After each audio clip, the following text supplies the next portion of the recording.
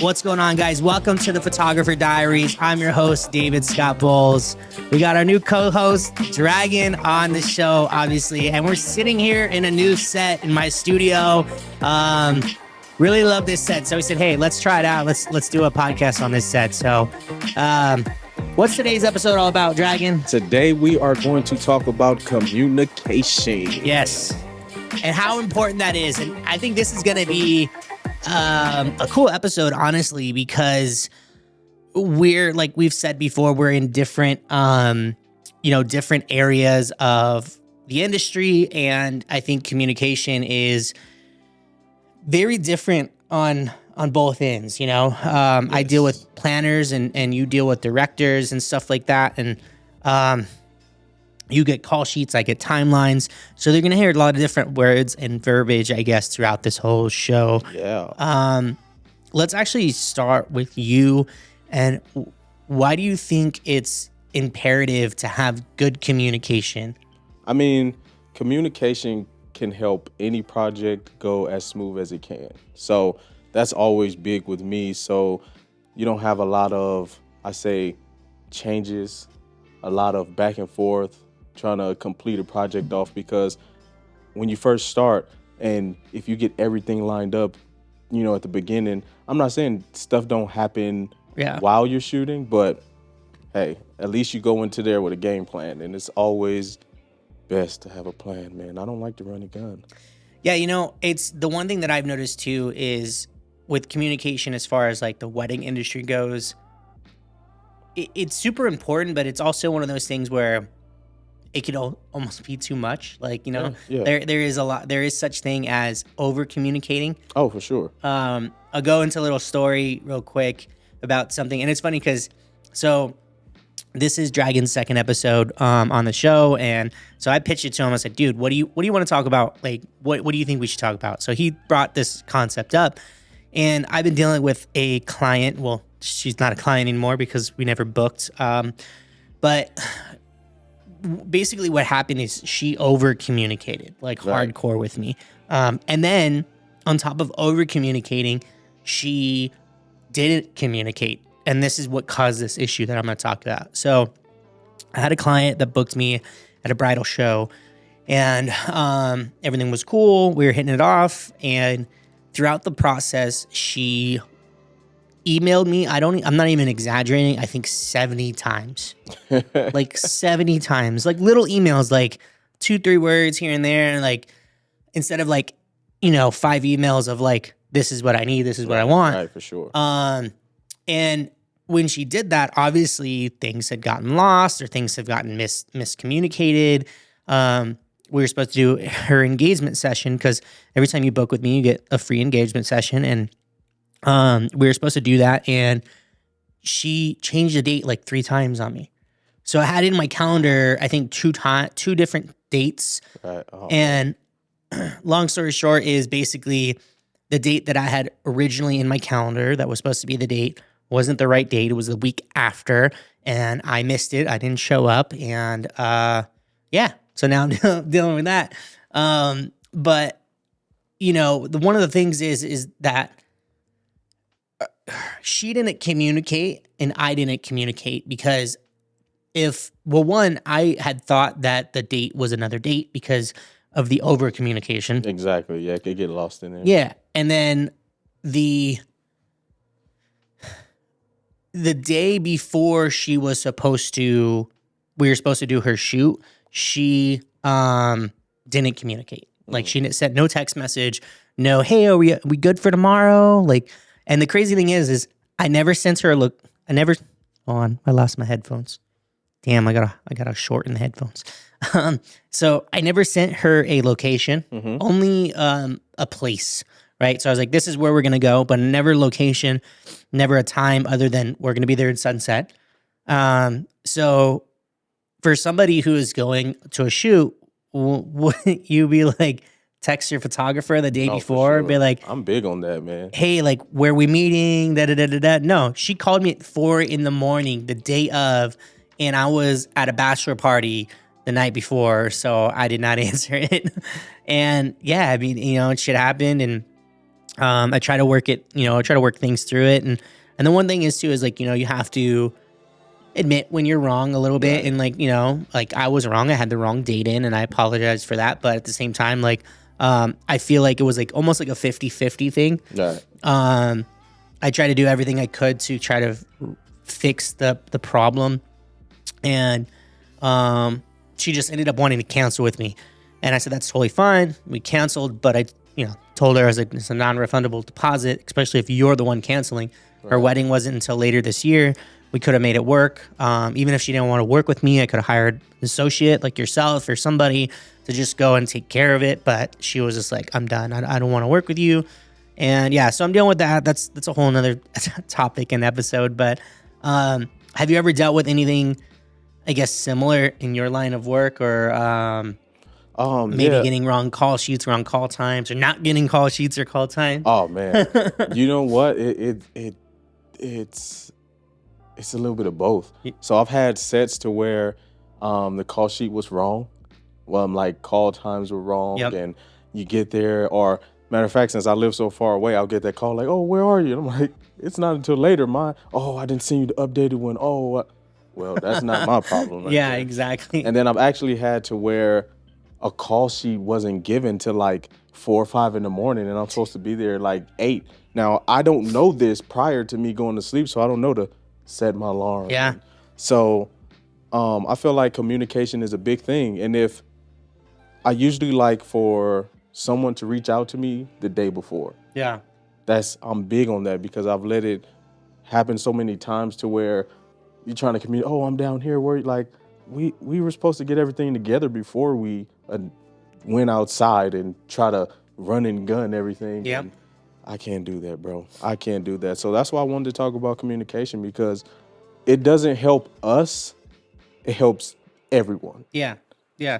I agree. And, I feel like with the wedding industry, obviously there's certain things that we do that helps communication. Like we're talking with our planners, where they're sending us timelines and we're trying to follow those timelines. Me personally, I'm not a timeline guy. Like I just need to know when you want me there, And how long you want me there, and that's pretty much it. That's how I've always been. I do keep it on my phone and glance at it to try to make sure that we're on time, we're on schedule. But like my philosophy with photography, with weddings, and it's pretty cool because I met another photographer who's going to be on the show, and we have a very similar philosophy. Is like we are there to photograph. Yeah. We're not there to be your planner. We're not there to be your florist. We're not there to be anything else. Oh man. To capture those moments. Because if I'm worrying about a timeline all day and I'm like, stressing out about that, then I'm most likely going to miss something important.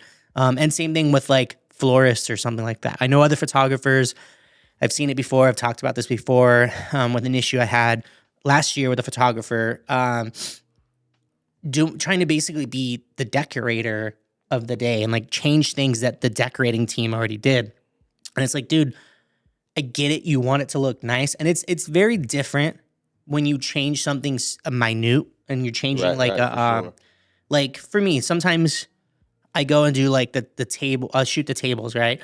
And maybe something is slightly out of place. I might adjust it. Right. But when you're going to, and you're changing like the flowers and like, oh, I don't like this. Like the location is like, that is not your job. Like, exactly. Period. You're there to just capture the moment. Yeah, you're there to capture. There. Exactly. What I would do is I would maybe go to the planner or the designer or whoever is there and maybe point it out to them and be like, hey, is there any way you guys can adjust this or change this?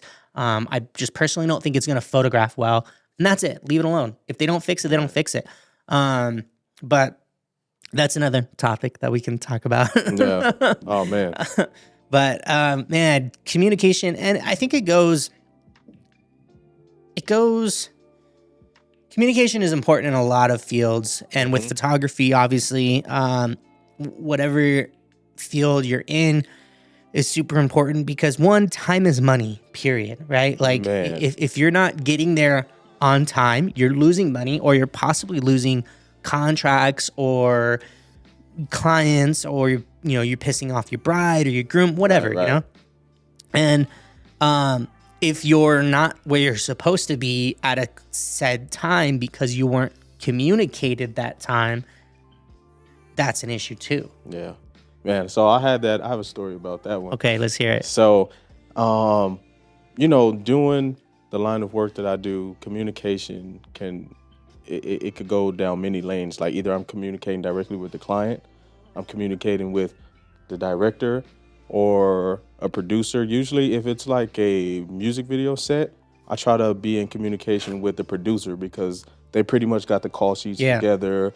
They know when you're supposed to be there, how long the shoot's going to be, what they're looking for. So that's why I like to be in communication with the director if I'm on a music video set.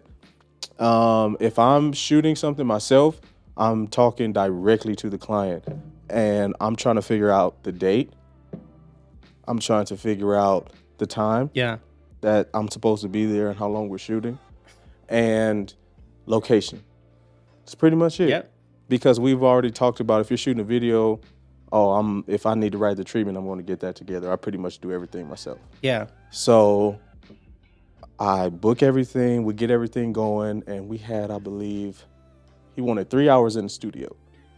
Now, you got to understand, this is why I make the client pay for the studio. Like, this is your time. Yeah. Like, motivates you to get there. Yep. So we're sitting there, and I'm sitting there waiting to shoot the video. Hour pass. Oh, I'm about to be there in 10 minutes. 2 hours pass. Oh, I'm about to be there in 10 minutes. I had literally 20 minutes to shoot a music video.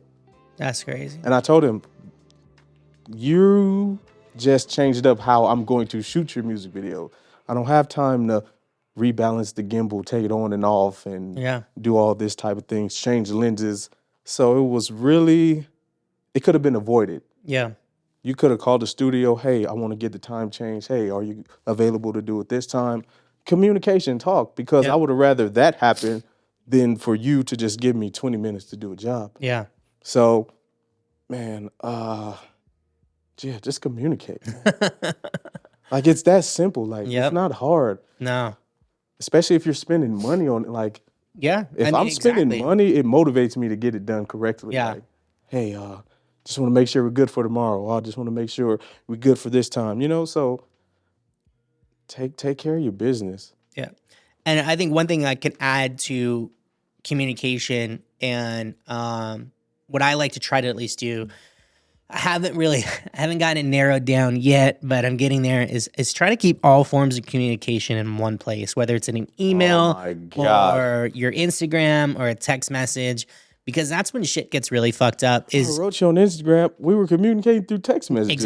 Exactly. So I put it on my my Instagram this year that I don't take bookings through emails anymore. You can email me to ask a question, but I'm always going to refer you to my or you can message me through Instagram, but I will always refer you to my email. Right. Because especially with it's just not like you shouldn't be using your Instagram as a business. Not saying that you can't. I mean, there's a lot of people that do, but you should always take it in, like ingest it through Instagram and be like, okay, cool. Shoot me an email and keep everything in an email. One is because an email is a legally binding document. You can actually, if you have emails in your email, timestamped and everything, they are legally binding. They will hold up in court. So if somebody says something in an email that doesn't follow through with it, you keep that email. That email never goes anywhere. You print it out. You take it to court. You're good. On Instagram, they can unsend messages. Yeah, exactly. Instagram, they can unsend messages. They can delete their account. Once they delete their account, you don't see the messages. So I always send them to my email for communication purposes.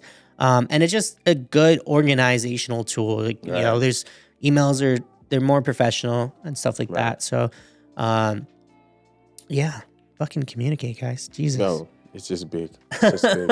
I mean, because, dude, I know, don't you hate when you have to, like, change so much in the finished product? Like, all right, they want me to do this. They wanted this long. They wanted this song. And then you do everything that they asked for. And then they're like, oh, okay, can I make these changes? All right, whatever. Like, that's cool. You make those exact changes and then they write you another list. Like, oh, no, well, can we just do this? Oh, I don't like this. Like, you could have said that the first time. Yep.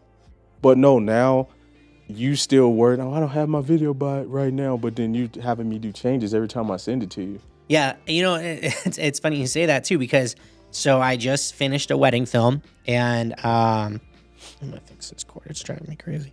So I just finished a wedding film, and it was honestly like one of my most stressful weddings I've ever shot. It was by far one of those weddings where I felt like I should have left, like, or I shouldn't have followed through with it, or it was a tough one. And you were there actually, so you helped me. This is the last one I did of the year. Just a lot of stuff. I'm not going to get into details or anything, but basically we filmed the wedding, and I finished your film, and I over delivered on this film. Oh man, it was great. Because so they paid me for a 3 to 5 minute highlight film. I gave them a 10-minute ceremony hybrid film ish. So the reason is because of everything that happened throughout the day. A lot of things got missed, so I couldn't add important things into the film. Right. There was no open dancing. There was barely a first dance with the bride and the groom. Like, just a lot of things. There was I couldn't add stuff, so I had to do it off the ceremony. Right. And the ceremony, like, sorry, I'm dying. The way the pastor spoke and everything was just so beautiful, and like the whole story behind them getting to know each other was really beautiful. And I was like, you know what, this is a good story to look back on. And I delivered it, and they loved it, but they're like, oh, can you take this out because like that's very personal to us? And I'm like, well, okay. I mean, one, if it was personal, you should have communicated that to me. And it was like a big part of it was huge. Like the pastors, the whole speech that the pastor gave was based off on this. Yeah. So I literally had to cut out. I'm still working on the re-edit right now. I had to cut out half the film, and I told him, I was like, dude, you're gonna get like a 2-minute film with this, and it's okay. But as long as you don't tell everyone that. Yeah. And it's not even like, it wasn't even like a crazy thing. The thing is like, that is a part of their story. And whether they don't want that to be shared, that's fine. That's their choice. But they could at least kept it. Yeah, they could have kept it. And for them, and then they're going to get both films. They said, look, you guys can have this film too. I'll send you another one. I'm not taking the one off my website because it's already gotten a lot of plays and a lot of reactions and stuff like that. So, but the thing is if they would have communicated that to me, said, hey, he's going to talk about such and such, please don't put that in our film. Yes. We would have never had this issue. I wouldn't have had to charge him, because they did charge him for a re-edit. I wouldn't be re-editing it right now. He would have just got one and done, and we would have been good. And again, goes back on communication. Like, it's so important. And because we edit our videos based on the sound that we're using. Yeah. So when you change a sound, when you want something to be changed about the audio aspect, you really have to go in and deconstruct your video and build it back up. It's not like, oh, I could just change this and then everything go together. No, I changed this on the beat. When the strings came in here, I used this video to capture that more. So it's just like, if you don't communicate, you can make me have to literally go in there and create a whole new film. Yeah.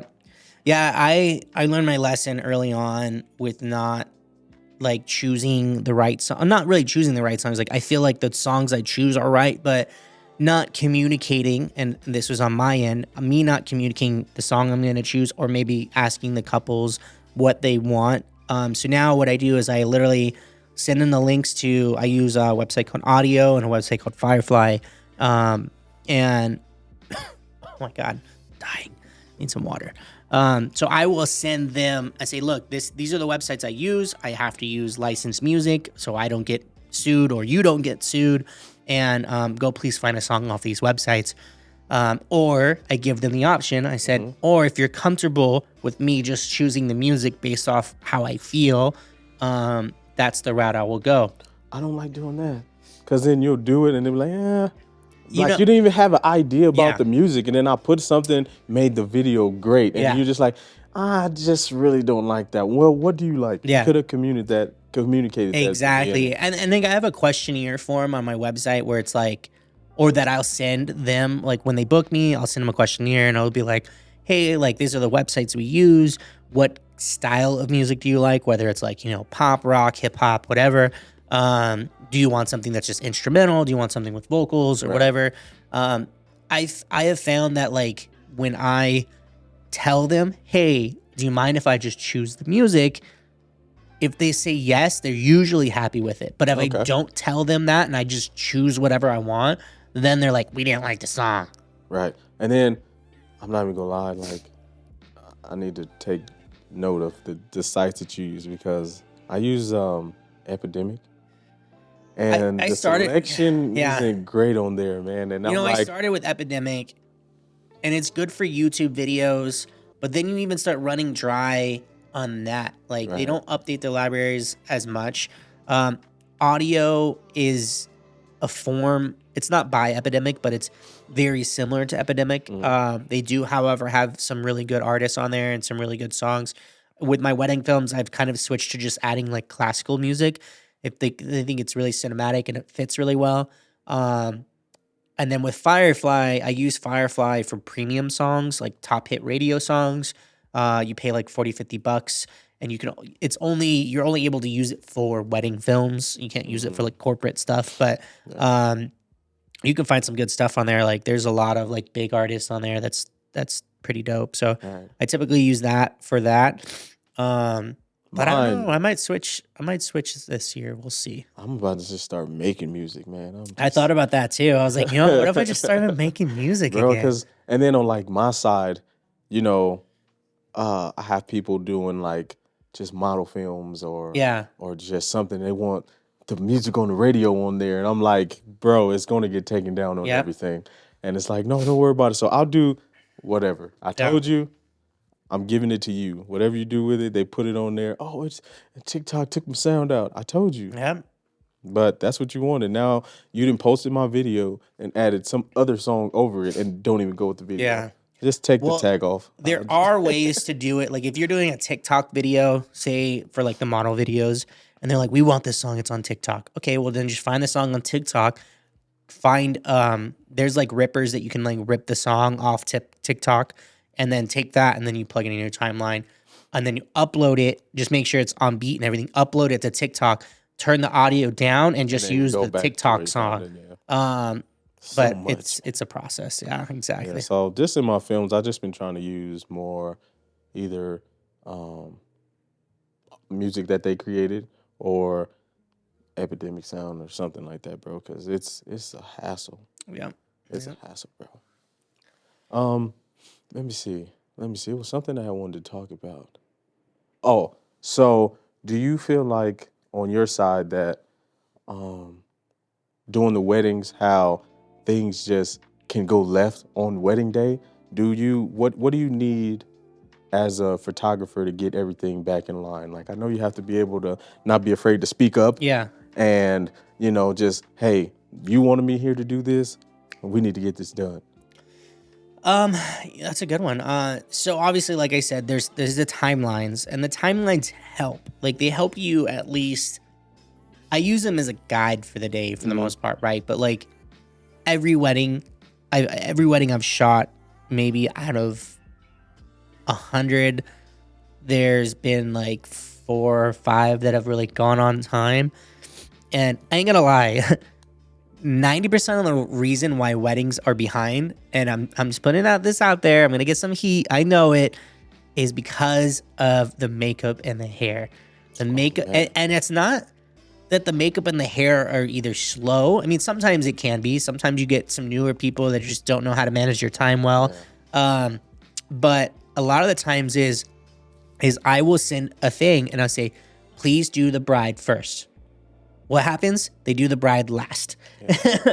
And it's like, no, get the bride done so I could spend some time with her. We could do photographs while you're doing the bridesmaids and everything like that. But most of the time, they do the bride last. And that's what sets everything behind.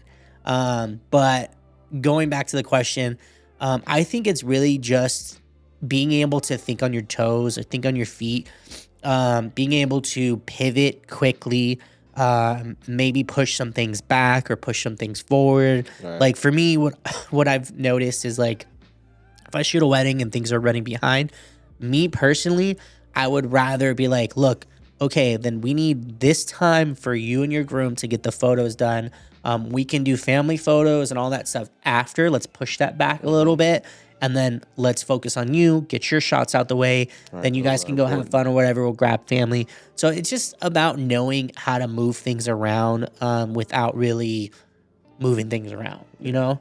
You know, that's funny that you said hair and makeup because that can go for our end as well. Yeah. And I'm talking about to where they're not ready for the scene, so they're just still in there getting hair and makeup and stuff. And to the point of where in between shots, hair and makeup will run in there and they're touching them up and stuff. And then you hear director, all right, clear frame. And they just still going at it. He's like, oh, we need to clear frame. We need to clear frame. And they don't care. Yeah. They just like, I'm going to get what I'm here to do right.